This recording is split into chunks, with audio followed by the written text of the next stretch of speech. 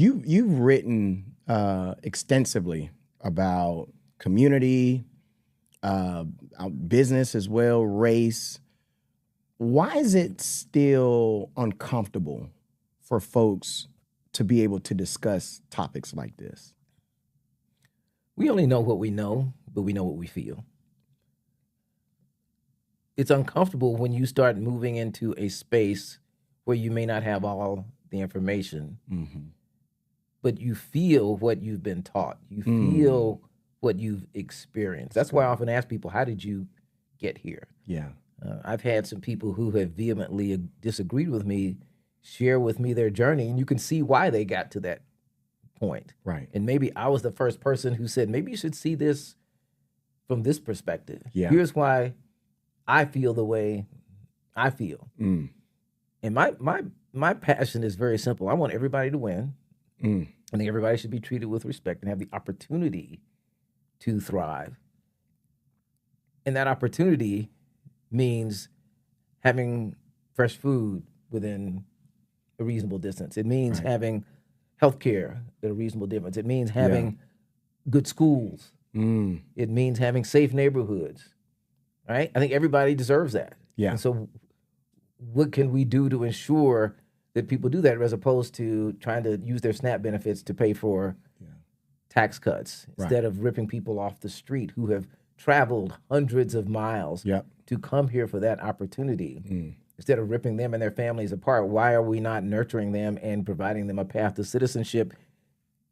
Because they're contributing to the economy. They want the same dream That's right. that you and I have, but we just had the luck of birth, I guess, to be here and be in this environment and have the opportunity to do what we do. Everybody should have a chance. Yeah. And as much as we can, it's never going to be even. It's never going to be a level playing field. Right. But we should never tolerate that the life expectancy here in Ensley is 10 years less than it is in Mountain Brook.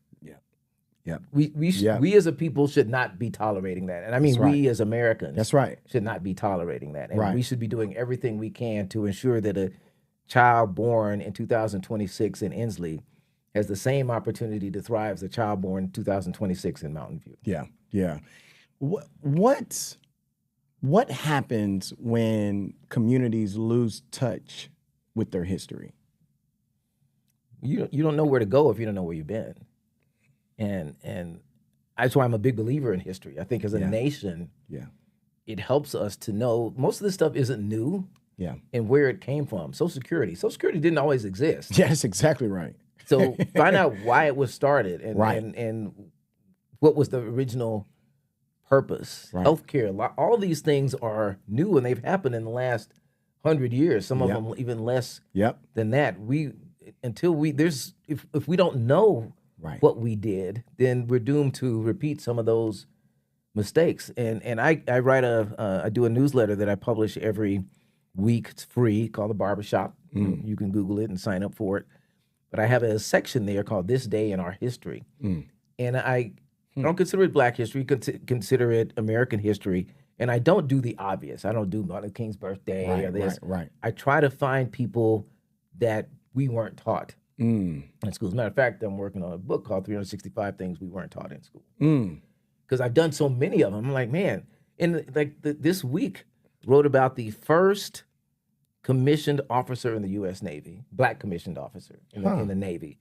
Turns out to be a guy who was born in Chicago, went to Boston College, graduated cum laude, went to Harvard Medical School. This was the beginning of World War II. And the U.S. was in desperate need. Navy was desperate need of doctors. They needed doctors, and so they decided that they went around to medical schools, and said they would commission anyone who enlisted right then and there. Again, this was before the internet.